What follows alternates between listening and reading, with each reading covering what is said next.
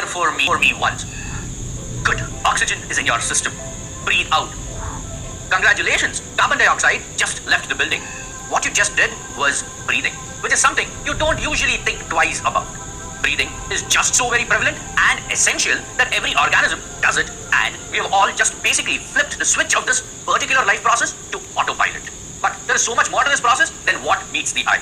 So let's take a journey and try to understand the nuances of this process. Well, I was talking about breathing, and there is also respiration. Is there a difference? Yes, there is. Breathing is a process by which we pull in air into our lungs and then we push that out.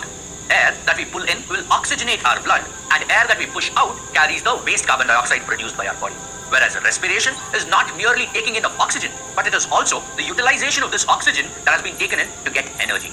It's the chemical reaction where mitochondria of each and every cell in our body burns down the glucose using oxygen to produce energy that our body runs on.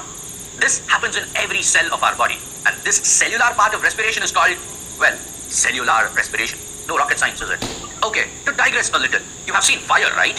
What if I said you all have a fire inside of you? Well, I am not trying to inspire you to start a revolution. All that I am saying is fire or combustion is similar to respiration. To prove this, let's proceed to a rather interesting experiment. I'm going to use this lit candle and a glass container for an experiment.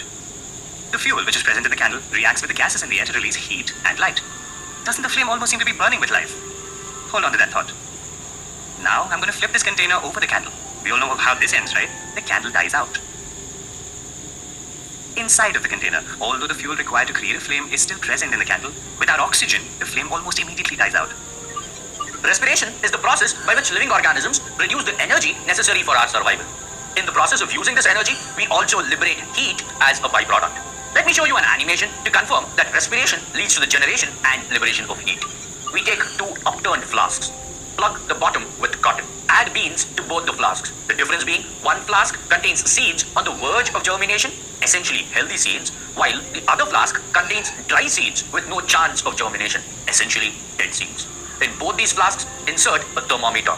After a couple of hours, return to the flasks and take note of the thermometer readings in both the flasks. It can be clearly seen that the temperature of the flask in which the live seeds were put has risen significantly, whereas there is no change in temperature of the flask with dead seeds. The conclusion is that respiration is a process similar to combustion involving liberation of heat as a byproduct of energy usage. Let me get the equation of photosynthesis for you. Now, let me get you the equation of cellular respiration. What do you observe? In photosynthesis, energy of the sun is being stored in the glucose molecule, while in respiration, the same glucose is being broken down to liberate stored chemical energy for us to do work. As you see here, the byproduct of the process that keeps us all alive is carbon dioxide or CO2. It doesn't do our body a bit of good. So, not only do we need to take in oxygen, we also need to get rid of the carbon dioxide. That's where our respiratory and circulatory systems come to play. Here, we bring in the oxygen from the air to our lungs, circulate it to the rest of our cells with the help of the heart and the arteries, let the process of cellular respiration take place, collect the carbon dioxide from these cells that we don't need through veins, and finally dispose it through the lungs when we exhale. So the next question is, how does this exchange of gases take place? Well, it happens because of the process of diffusion.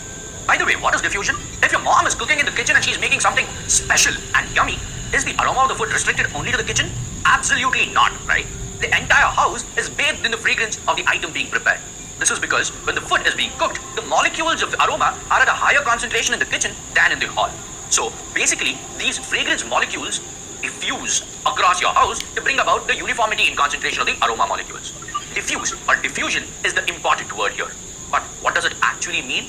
Whenever there's an imbalance in any property across two places, it can be heat, concentration of molecules, or even pressure, nature tries its best to equalize this imbalance. If the balance is being brought about in the concentration of these molecules, it is called diffusion.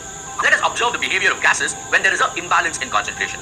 So, as you can see, the molecules move from a region of higher concentration to a region of lower concentration along the concentration gradient, till the point that the gradient no longer exists. And this process is called diffusion. In fact, diffusion is how gas exchange happens in all organisms, including plants. Take a look at this plant. All plants undergo the process of respiration.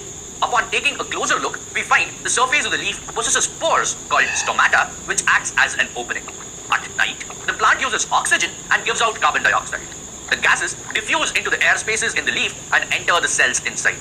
Inside this cell, we find mitochondria, wherein occurs the process of cellular respiration in all complex organisms, which result in the expulsion of carbon dioxide as a waste product. When you're talking about animals, the first thing that you think about when you talk about the respiratory system are the, yes, lungs. But some animals can take in oxygen without lungs. For instance, if you're a bacteria living inside the soil, the process of respiration would happen through the entirety of your body surface. The nutrients and the gases are exchanged across the cell membrane by the process of simple diffusion. Oxygen diffuses into you and carbon dioxide diffuses out of you. In case you turned out to be a worm, you would respire with the help of simple diffusion across your skin. In case of earthworms, the oxygen diffuses through the skin and into the blood flowing under the skin, and it then is circulated throughout the body. Carbon dioxide is diffused out as a waste product through the skin. The prerequisite for such a respiratory system to function optimally is the necessity for a large surface area, and the respiratory surface in such organisms has to be moist. In case you are an arthropod, that is an insect, you would possess specialized structures known as spiracles. The spiracles are connected internally to a fine network of tubules called trachea. This forms the respiratory system of the insect. The oxygen enters the spiracles and basically wanders inside the insect's body to diffuse into all its cells. And finally, carbon dioxide is expelled by these cells which come out through these spiracles. In case you are an amphibian, that is a frog, not only can you breathe through your skin, which has a slimy layer that helps in absorption of oxygen, you can also breathe through your mouth, which does the same thing when it is resting with its head up in water. To add to that, you also have a basic version of lungs. And if you happen to become a fish, you have a completely different respiratory system compared to all terrestrial animals. Fishes possess gills which resemble fine-toothed combs over which water is made to pass. Oxygen in the water exists in small quantities and is in its dissolved state. Now, when the fish is moving, the water is made to pass over these gills, and the oxygen, which is in its dissolved state, diffuses into the gills.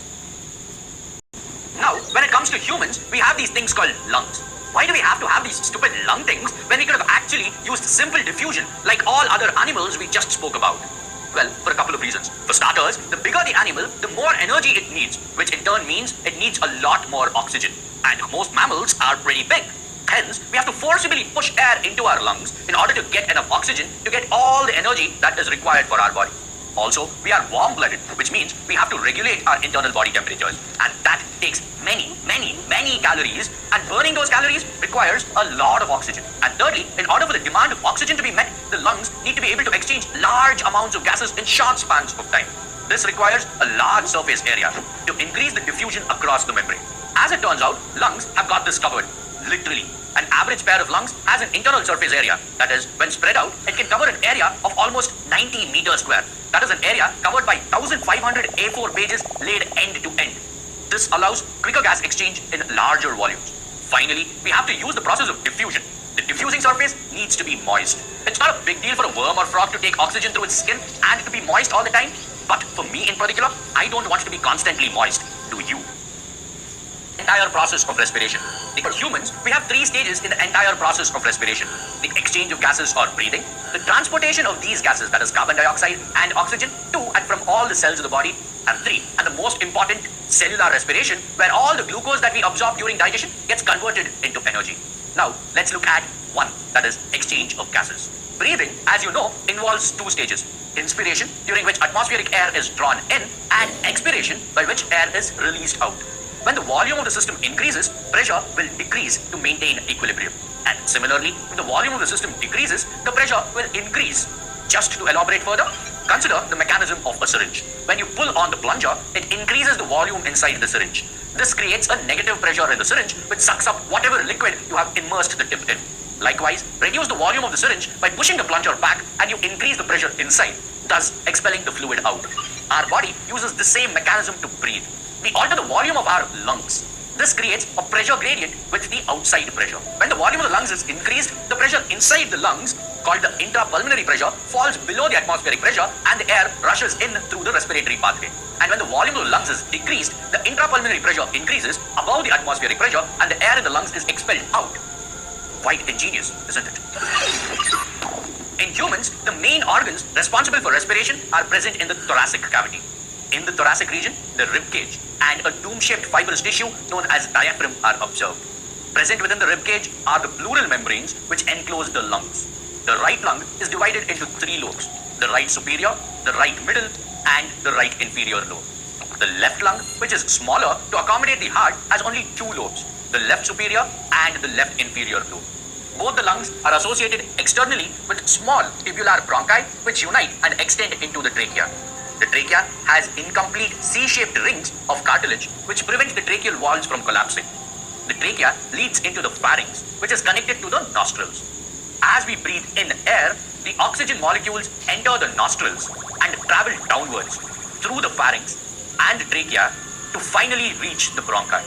From each bronchus, oxygen travels into the lungs. Within the lungs, the bronchus divides repeatedly to form bronchioles. Oxygen travels through these bronchioles and reaches the alveoli, each of which is surrounded by a network of capillaries. As the blood passes through the alveolar capillaries, oxygen present in the lungs diffuses into the blood. Most of this oxygen then adsorbs on the red blood cells or erythrocytes present in the blood.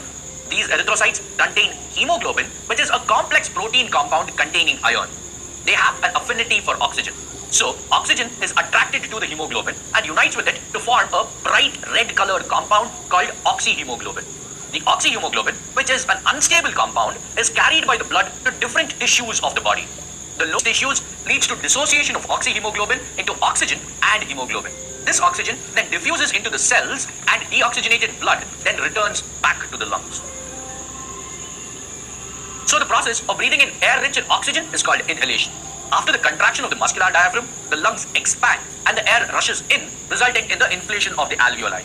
During exhalation, the diaphragm moves up and the lungs contract. Thus, the alveoli deflate, causing the air to be forced out. This exhaled air is rich in carbon dioxide. This process of inhalation and exhalation, like I already told you, is called breathing, which happens approximately 20 times a minute. The medulla oblongata in the brainstem stimulates us to inhale without us having to take a conscious decision. Whenever there are some irritants such as germs, dust, pollen, pollutants, our brainstem sends a signal that orders a mass evacuation of the air of your lungs so as to force out any of these irritants. We can say that sneezing is actually a reflex action. Even a yawn is actually a reflex action. Yawning helps bring more air into our lungs. When our brain senses that there is a shortage of oxygen, it sends out a message. Hey, we are running out of oxygen. Inhale enough so that I can manage this imbalance. This message tricks us to take a long, deep breath, which happens to be a yawn.